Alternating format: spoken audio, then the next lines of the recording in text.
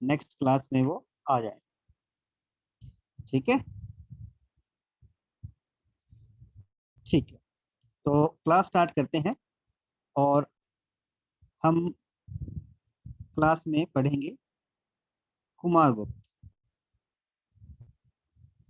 ठीक है। क्या स्क्रीन शेयर हो रहा है? सर मैं आपसे पूछना चाहूंगा, स्क्रीन शेयर हो रहा है? नो सर, अभी नहीं हुआ। मैं करता हूँ सर, तो आप उधर से मेरे चंद्रगुप्त, चलिए बता देता हूँ। चंद्रगुप्त द्वितीय के पुत्र कुमारगुप्त हैं और प्राचीन भारत में इनका भी बहुत बड़ा योगदान रहता है। कुमारगुप्त जो है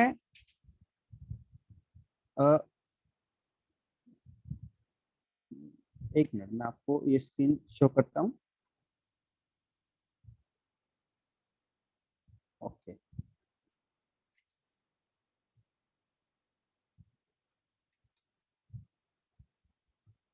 सर क्या मैं स्क्रीन शो कर पा रहा हूँ? मेरे फोन स्क्रीन शो हो रही है? हाँ जी सर, शो हो रही है सर। चलिए,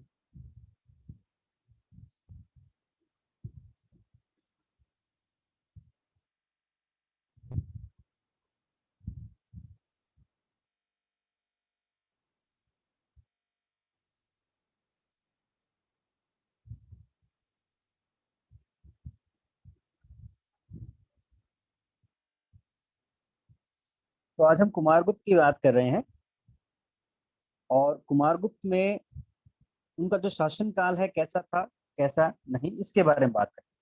कुमारगुप्त प्रथम की सर्वप्रथम तिथि जो है वो बिलसद अभिलेख में मिलती है। ये जो बिलसद अभिलेख है इसमें मिलती है।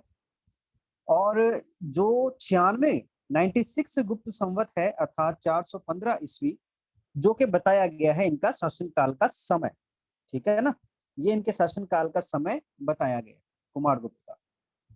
संभव है कि कुमारगुप्त स्थिति के 2-3 वर्ष पूर्व सिंहासन पर बैठा होगा। उसके पिता चंद्रगुप्त की अंतिम तिथि सांची अभिलेख में 93 गुप्त संवत अर्थात 412 ईस्वी है। चंद्रगुप्त द्वितीय की जो तिथि बता रहा है उस तिथि के ही 2-3 साल बाद ये गद्दी पर बैठा था। ठीक है। उसके शासन की अवधि 136 गुप्त संवत से अर्थात लगभग 455 ईस्वी, 455 ईस्वी, जो उसकी चांदी की मुद्राओं के ऊपर जो अंकित है उससे ज्ञात होती है। इस प्रकार इससे यह भी जान पड़ता है कि इसने चांदी की मुद्राएं चलाई थी। इस प्रकार कुमारगुप्त ने लगभग 40 वर्ष तक राज्य किया था। कितने सालों तक? लगभग 40 सालों तक। गुप्त अभिलेख में कुमारगुप्त को चंद्रगुप्त द्वितीय और ध्रुव देवी का पुत्र बताया गया है। ठीक है। परंतु वैशाली राजमुद्रा मंदसौर अभिलेख से उसके एक अन्य पुत्र गोविंद देव का भी पता चलता है। गोविंद देव के संबंध में, ये जो गोविंद देव है इसके संबंध में कुछ विद्वानों का मत है कि कुमारगुप्त का विरोधी भाई था ये, जिसने कुमारगुप्त से सिंहासन के लिए युद्ध किया। चंद्रगुप्त की मृत्यु 412 ईस्वी में हो गई थी। 412 ईस्वी में उसकी मृत्यु हो गई थी। उसके 3 वर्ष के बाद वो शासन पर बैठा था। ठीक है, 415 ईस्वी में। गोविंद देव की मृत्यु और पराजय के बाद कुमारगुप्त प्रथम ने सिंहासन प्राप्त किया। यानी जो सिंहासन के लिए युद्ध था वो तकरीबन 3 साल तक चलता रहा। परंतु अधिकांश विद्वान इस मत से सहमत नहीं है। इन विद्वानों की मान्यता है कि गोविंद देव ने अपने पिता के समय में वैशाली का गवर्नर था, जो कुमारगुप्त ने उसे मालवा का गवर्नर नियुक्त कर दिया था। मंदसौर अभिलेख में गुप्त संवत और सम्राट का उल्लेख न होने के आधार पर गोविंद देव को मालवा का स्वतंत्र शासक नहीं माना जा सकता, क्योंकि वह एक अनुभवी और प्रतिष्ठित राजकुमार था। यह आवश्यक नहीं समझा गया कि सम्राट का नाम उत्कीर्ण कर उसकी पराधीनता को प्रदर्शित किया जाए। मतलब कि वो किसी के अंडर रह करके राज्य नहीं कर रहा है, ये चीज शो नहीं करनी थी। इसलिए उस अभिलेखों में इनका नाम नहीं मिलता, ऐसा कुछ विद्वान मानते हैं। जिनमें मिलता है उसमें बात करें तो अभिलेख और मुद्राओं की बात करें, किस किस अभिलेख में किस किस मुद्रा में इनका नाम आता है, ठीक है, उनकी बात करें हम तो अभिलेख और जो मुद्राएं हैं, कुमारगुप्त प्रथम के जो अभिलेख विभिन्न स्थानों पर मिलते हैं उनके आधार पर साम्राज्य विस्तार तिथियों और उसके सामंतों के नामों का ज्ञान होता है, परंतु इन अभिलेखों में उसकी किसी विजय, युद्ध विजय की अथवा महत्वपूर्ण घटना का उल्लेख नहीं मिलता है, उसने किसी प्रकार का कोई महत्वपूर्ण युद्ध लड़ा हो ऐसा कोई भी नहीं मिलता अभिलेख। इससे अनुमान लगाया जा सकता है कि अंतिम कुछ वर्षों को छोड़कर कुमारगुप्त का शासनकाल शांतिपूर्ण ही रहा। उसके द्वारा बड़ी संख्या में मुद्राएं जारी की गई थी। मुद्राएं, ठीक है, मुद्राएं अलग होती है, सिक्के अलग होते हैं। मुद्राएं होती है स्टैम्प, सील, ठीक है, और सिक्के होते हैं कॉइन्स, सिक्के होते हैं, ठीक है। मुद्राएं जारी करना सिद्ध होता है कि उसके शासनकाल एक समृद्धिपूर्ण था। बयाना मुद्रा भांड में केवल कुमारगुप्त की ही 623 मुद्राएं, कितनी, 623 मुद्राएं मिलती हैं, जिनमें से कुछ बिल्कुल नई शैली की हैं और समस्त गुप्त मुद्राओं में सर्वाधिक सुंदर बनी हुई है। एक स्वर्ण मुद्रा के आगे के भाग पर अश्व और यूप है और पीछे के भाग पर अश्वमेघ महेंद्र अंकित है। महेंद्र कुमार गुप्त की ही एक उपाधि थी, ठीक है। ये जो गुप्त वंश के शासक थे अपने आप को उपाधियां देते थे ना, जैसे चंद्रगुप्त द्वितीय ने खुद को विक्रमादित्य कहा था ना, विक्रमादित्य, इसी प्रकार कुमार गुप्त ने खुद को महेंद्र की उपाधि दी हुई थी। इस आधार पर कहा जा सकता है कि कुमार गुप्त ने अश्वमेघ यज्ञ किया, परंतु यज्ञ के पहले उसकी विजयों के संबंध में निश्चित रूप से कुछ भी नहीं कहा जा सकता। इसके नाम और उपाधियों की बात करें तो कुमार गुप्त प्रथम अनेक नामों से विख्यात है, जैसे महेंद्र, अश्वमेघ महेंद्र, श्री महेंद्र, सिंह महेंद्र, महेंद्र कुमार, महेंद्र कर्मा, गुप्त कुमार चंद्र आदि। हेनसांग का शुकादित्य यही कुमार गुप्त था। हेनसांग, हेनसांग गुप्त काल में ही भारत आया था, तकरीबन 404 या 405 ईस्वी के इर्द गिर्द, ठीक है। साम्राज्य विस्तार, साम्राज्य विस्तार की बात करें तो अभिलेखों से कुमारगुप्त प्रथम के अनेक पदाधिकारियों के नाम ज्ञात होते हैं जो साम्राज्य के विभिन्न भागों में नियुक्त किए गए। इनके और अन्य साक्ष्यों के आधार पर कहा जा सकता है कि बंगाल, इस वक्त ये किसकी बात कर रहा है भाई, ये बात कर रहा है बंगाल के, निश्चित रूप से उसके अधीन था, ठीक है ना। इसका अधिकार पश्चिमी भारत पर भी सिद्ध होता है। विभिन्न अभिलेख और मुद्राएं गंगा घाटी पर भी आधिपत्य को दर्शाती है। कामरूप यानी कि आसाम, ठीक है, भारत का जो आसाम है, आसाम में और नर्मदा के दक्षिण के कुछ भाग पर कुमारगुप्त के आधिपत्य के संबंध में अधिकांश विद्वानों को संदेह होता है। देखो, निश्चित निश्चित नहीं कह रहे ये लोग, ये कह रहे हैं जो भी इतिहासकार है, लेख जो इतिहासकार हैं वो सभी ये बात ही कहते हैं कि इन्होंने इतने समय पर इतनी जगहों पर कोई जो राज किया तो वो किस प्रकार था उसके बारे में वो संदेह करते हैं। जैसे इन्होंने कहा कामरूप और नर्मदा के बीच के भाग पर उनका आधिपत्य था या नहीं था, इस पर अधिकांश विद्वानों को संदेह होता है। क्या यह शक्तिशाली नरेश था, इसके बारे में पढ़ते हैं। विभिन्न अभिलेखों, बहुसंख्यक मुद्राओं और विशाल साम्राज्य से यह प्रकट होता है कि कुमार गुप्त प्रथम एक शक्तिशाली सम्राट था जिसने अपने पिता से प्राप्त साम्राज्य की पूर्ण रूप से रक्षा की। गुप्त संवत 192 के मनवर अभिलेख में कुमार गुप्त के लिए महाराज की उपाधि का प्रयोग किया गया है। इस आधार पर फ्लीट महोदय, फ्लीट, ये जो आप फ्लीट नाम देख रहे हैं, ये फ्लीट महोदय इतिहासकार है। फ्लीट का यह मत है कि इस अभिलेख के समय तक कुमार गुप्त एक सामंत रह गया था, परंतु अब यह मत स्वीकार नहीं किया जा सकता क्योंकि कभी कभी स्वतंत्र राजाओं ने भी छोटी उपाधियां धारण की थी। इसके अतिरिक्त 128-129 के दामोदर पुत्र ताम्रपत्र, ठीक है, ये ताम्रपत्र, तांबे का पत्र होता है, में कुमार गुप्त को महाराजा धीराज कहा गया है। डॉक्टर राखाल दास बनर्जी का मत है कि अधिकांश विद्वान स्वीकार नहीं करते हैं कि कुमार गुप्त एक निर्बल राजा था। इसका मतलब वो एक शक्तिशाली राजा महाराजा था, ठीक है ना। धार्मिक सहिष्णुता, धर्म के प्रति उसका क्या प्रभाव था? कुमार गुप्त वैष्णव धर्मावलंबी था। विष्णु यानी वैष्णव धर्म को मानने वाला, विष्णु भगवान को मानने वाला था। मुद्राओं और अभिलेखों में उसे परम भागवत कहा गया है। मुद्राएं और जो अभिलेख है उसमें उसे परम भागवत कहा गया है। देखिए परम भागवत, भागवत भगवान विष्णु के लिए आता है ना, तो इसलिए इसे परम भागवत यानी कि विष्णु का परम भगत कहा गया है। उसकी कुछ मुद्राओं पर विष्णु वाहन गरुड़ की मूर्ति अंकित है, परंतु वह अन्य धर्मों के प्रति पूर्णतः सहिष्णु था। सभी धर्मावलंबी उसके साम्राज्य में सुख शांति पूर्वक रहते थे। वह उसका एक मंत्री कैसा है? जो शैव भगत है। उसका जो मंत्री है वो शैव भगत है। एक अन्य मंत्री सूर्य उपासक है। देखो इसका जो दूसरा कोई और मंत्री है वो क्या है? सूर्य उपासक है। एक मंत्री शिव का उपासक है, खुद ये वैष्णव धर्म से उपासक है। तो इससे क्या पता लगता है कि वो एक धर्म सहिष्णु व्यक्ति था। स्वयं कुमार गुप्त ने बौद्ध विहारों, बौद्ध प्रतिमाओं आदि के निर्माण के लिए सहायता प्रदान की थी।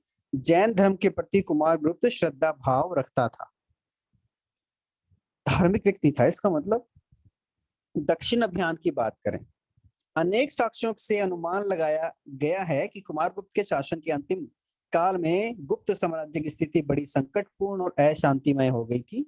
ऐसा प्रतीत होता है कि कुमार गुप्त ने नर्मदा नदी के दक्षिण में अपना राज्य विस्तार करने की चेष्टा की थी और परिणाम में उसे कुछ सफलता भी प्राप्त हो गई थी। दक्षिण में अनेक स्थानों पर कुमार गुप्त की मुद्राएं प्राप्त होती हैं जो उसके दक्षिण अभियान और राज्य विस्तार की सूचना देती है। ठीक है, ये तो उसके दक्षिण की तरफ के अभियानों की बात होगी।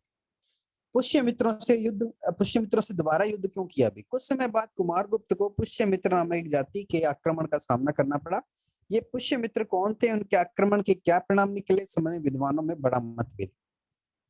कुछ विद्वानों का मत है कि ये हुण थे, कुछ का मत है कि ये मैत्रिक थे तथा कुछ इन्हें कामरूप नरेश पुष्यवर्मन के वंशज मानते हैं। प्रोफेसर जायसवाल का मत है कि वे पश्चिमी मालवा में रहते थे, उनका राज्य गणतंत्रवादी था। ऐसा भी हो सकता है कि पुष्यमित्रों ने वाकाटकों की सहायता से ही गुप्त साम्राज्य से लोहा लिया हो। गणराज्य थे ना, जो गुप्त राज्यों की सीमाओं के पास के छोटे छोटे राज्य, वो होते हैं गणराज्य। डॉक्टर जायसवाल के मतानुसार कुमार गुप्त प्रथम के जीवन के अंतिम दिनों में उसकी वृद्धावस्था और रुग्णावस्था का लाभ उठाते हुए पुष्यमित्र बहुत दिनों से आक्रमण करने की तैयारी कर रहे थे। संभवतः पुष्यमित्रों की तैयारी का गुप्त प्रशासन के अधिकारियों को बोध ही नहीं रहा हो सका। अतः यह तथ्य गुप्तचर व्यवस्था की स्थिरता और शासन की असतर्कता को प्रकट करता है। वे वो सतर्क नहीं थे और उनका गुप्तचर विभाग भी उतना कारगर नहीं था। कुमार गुप्त को पुष्यमित्रों के कारण बहुत कठिनाइयों का सामना करना पड़ा। ऐसा प्रतीत होता है कि राजकुमार स्कंद गुप्त ने पुष्यमित्रों के विरुद्ध अभियान का नेतृत्व किया और अंत में उन्हें पराजित होना पड़ा। ठीक है, परंतु उसकी इस विजय के पूर्व ही कुमार गुप्त की मृत्यु हो गई थी। ठीक है ना, उसका पुत्र था स्कंद गुप्त।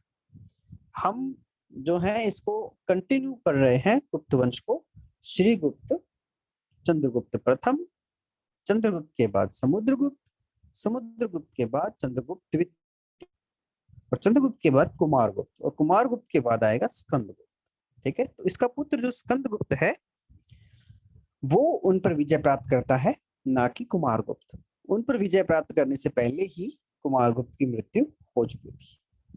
कुमारगुप्त के बारे में थोड़ा और पढ़ते हैं तो पता लगता है कि कुमारगुप्त द्वारा सिंहासन का त्याग भी किया गया था। कथा सरित सागर के अनुसार महेंद्रादित्य यानी कि कुमारगुप्त के पुत्र विक्रमादित्य स्कंदगुप्त ने मलेच्छों को पराजित किया था। तत्पश्चात महेंद्रादित्य ने विक्रमादित्य को राज्यभार सौंपकर संन्यास ले लिया। यानी कि कुमारगुप्त ने स्कंदगुप्त को राज्य दे दिया और खुद संन्यास ले लिया। चंद्रगर्भ परीक्षा में भी इसी प्रकार का वर्णन मिलता है। कुमारगुप्त की एक मुद्रा में उसे बिना आभूषणों के तथा धोती धारण किए हुए दिखाया गया है, जिससे ये पता लगता है कि उन्होंने संन्यास धारण कर लिया था। डॉक्टर अल्तेयर की बात करें, उनका मत है कि यह दृश्य कुमारगुप्त के, देखो जो जब भी ये डॉक्टर आए या कोई ऐसा नाम आए तो प्लीज उसको जरूर अंडरलाइन करेंगे।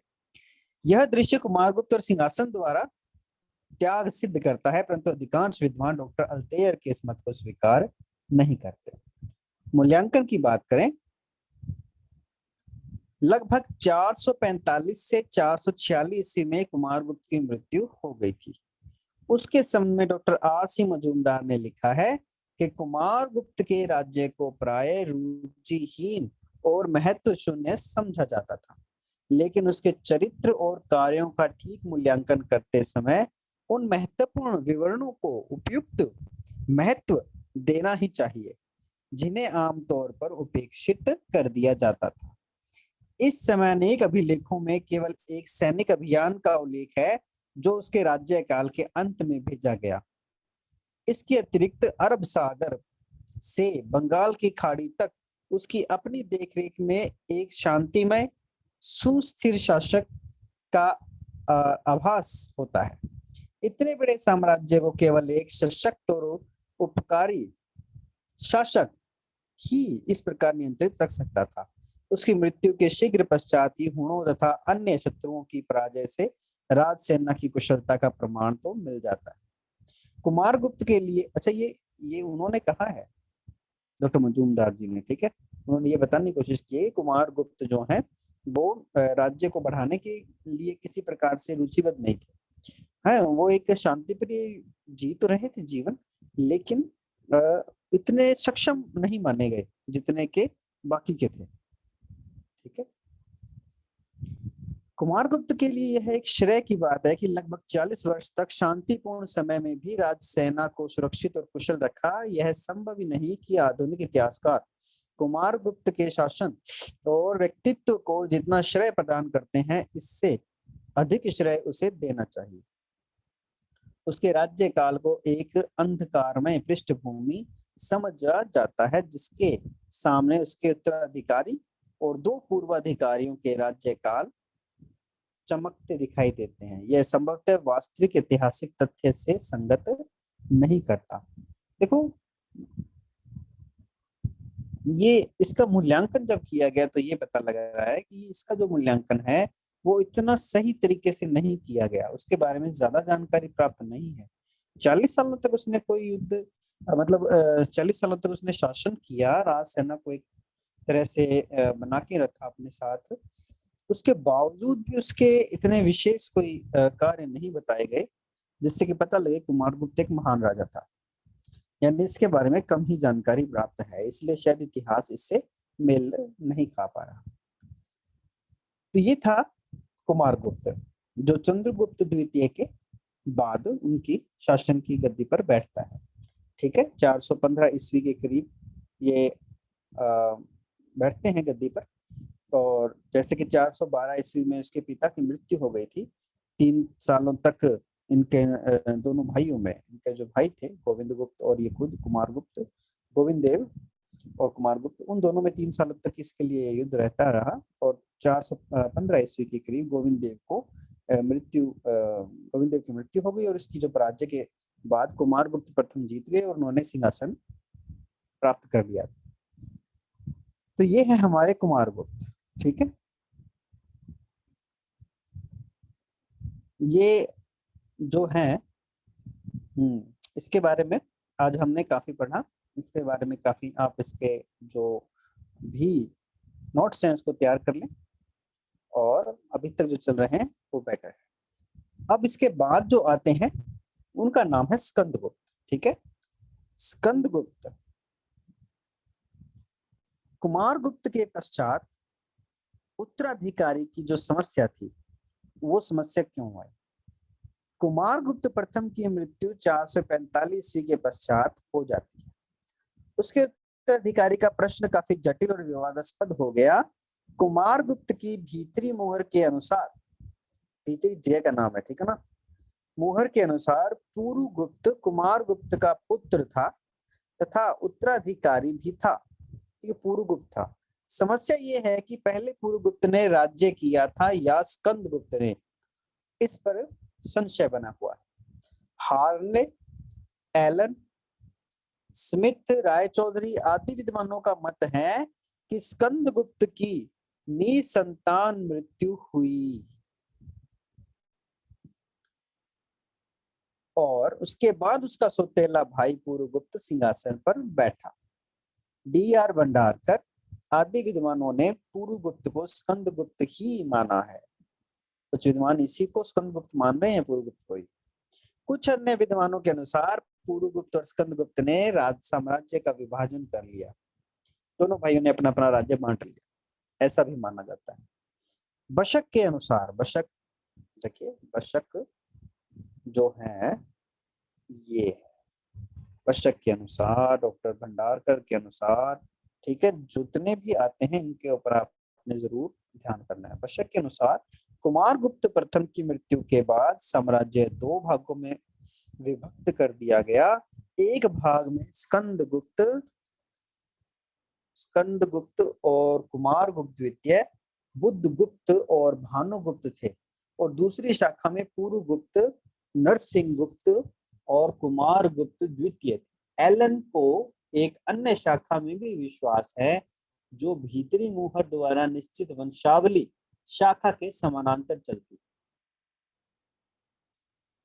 है। दो शाखाओं में बंट गया, ऐसा वो मानते हैं। एलन तो बताते हैं कि एक अन्य तीसरी शाखा भी हो गई थी, तो जो वे भीतरी मुहर के अनुसार वंशावली के समानांतर चलती। Doctor R.C. मजूमदार को भी यह संदेह हुआ कि गुप्त वंश की दो शाखाएं बन गई जो बुद्धगुप्त के साथ एक हो गई।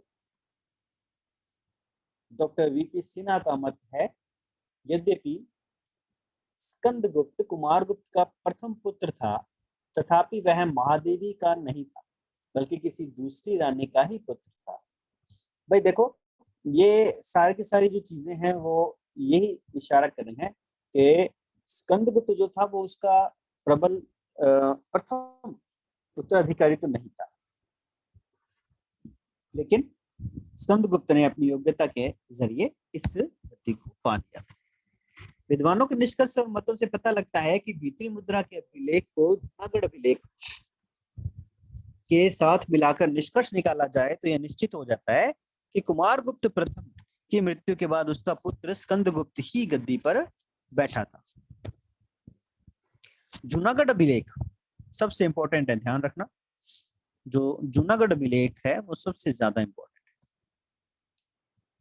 ठीक है, राज्य लक्ष्मी ने सम्राट के अन्य पुत्रों को छोड़कर स्कंद का वर्ण किया।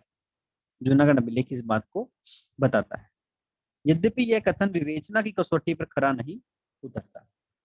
जूनागढ़ अभिलेख से ज्ञात हो जाता है कि कुमारगुप्त के सभी पुत्रों में एकमात्र स्कंदगुप्त ही योग्य और श्रेष्ठ था। यह ध्यान रखना आवश्यक है कि चंद्रगुप्त प्रथम के समय गुप्त राज्याधिकारी का निर्णय ज्येष्ठता की बजाय योग्यता और क्षमता पर निर्धारित होने की परंपरा चली आ रही थी। ठीक है, इस दृष्टि से कनिष्ठ होते हुए भी योग्यता के आधार पर स्कंदगुप्त शासक बना। कुमारगुप्त प्रथम के निधन और स्कंदगुप्त के राज्यारोहण के बीच में समय का कोई अंतराल नहीं है। इसे स्पष्ट हो जाता है कि स्कंदगुप्त अपने पिता के सहज उत्तराधिकारी के रूप में निर्विघ्न गुप्त सिंहासन पर आसीन हो गया था। मतलब कि कुमारगुप्त की मृत्यु हुई और जब ये गद्दी पर बैठा तो उसके बीच में कोई गैप नहीं है, तुरंत ही उसकी मृत्यु और उसके तुरंत बाद ये गद्दी पर बैठ गया था। इसलिए ये कहा जा सकता है कि ये ही इसका सही उत्तराधिकारी था। बौद्ध ग्रंथ मंजूश्री मूलकल्प के अनुसार कुमारगुप्त प्रथम का तात्कालिक उत्तराधिकारी स्कंदगुप्त ही था, जो देवराज के नाम से प्रसिद्ध हुआ। ठीक है, प्रयुक्त साक्ष्यों के आधार पर कुमारगुप्त प्रथम के बाद स्कंदगुप्त शासक बनता है। तो आज के लिए हम कुमारगुप्त और स्कंदगुप्त के उत्तराधिकारी के रूप में देखते हैं और आज यहीं तक पढ़ेंगे। बाकी के लिए हम स्कंदगुप्त के बारे में जो भी चर्चा है वो हम कल अपनी क्लास में कंटिन्यू करेंगे। ठीक है। तो अब इन सब चीजों से हमें एक चीज का पता लग जाता है। हाँ, इन सब चीजों से हमें एक चीज का तो पता लग जाता है कि कुमारगुप्त उसका सही उत्तराधिकारी था चंद्रगुप्त द्वितीय का। और कुमारगुप्त की मृत्यु के बाद जो आते हैं स्कंदगुप्त आते हैं। स्कंदगुप्त जो थे कुमारगुप्त की मृत्यु के तुरंत बाद आते हैं, बीच में कोई गैप नहीं है। जूनागढ़ अभिलेख में भी ये बात लिखी गई है कि लक्ष्मी ने, श्री लक्ष्मी ने उनका वर्ण किया। इट मीन्स जो कुमारगुप्त के पुत्र हैं स्कंदगुप्त, उनका वर्ण किया। तो इससे स्पष्ट हो जाता है। ठीक है, तो आज हम कक्षा में आज की क्लास में इतना ही, और कल हम कक्षा को आगे कंटिन्यू करेंगे स्कंदगुप्त के बारे में सारी